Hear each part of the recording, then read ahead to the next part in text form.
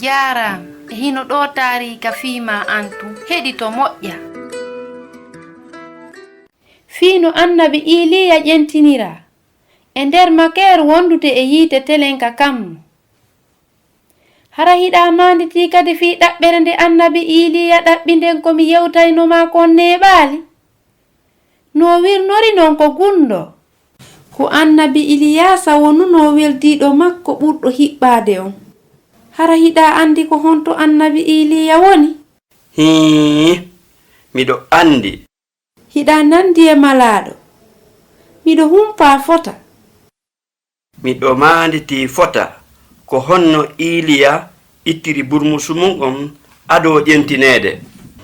Mi anniyi yaadugol e makko o faalanoka yo mi yahu kono mi jaɓanalimo.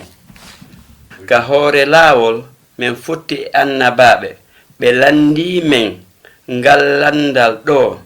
Hara hiɗon andi wonde ko nyalla sakkitingal ngal ko annabi Iliya wondata kon e mon. Hara weltaki fi konko nanuɗa fi mum. Hari mi anda mi yetike ɓe wondema hiɓe haani tun deƴƴinade men yaari ka ɓuri e woɗɗude hella hirnange. Ɓay men hewti yurdaynewol mi yi'aali pon e cenɗe ɗen fof. On say Iliya ƴetti burmusu makko on o ñobbimo o woppi ndiyan ɗan andite. Ndiyan ɗan senditi ka tumbo me lumbi leydi ndin no yoori.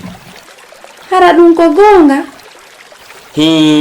Hari miɗo ngalɗi fi mangu e bawgal Allah ngal e fi ko o waɗi kon kawakeji hawniɗi rewrude e yimɓe lowɓe.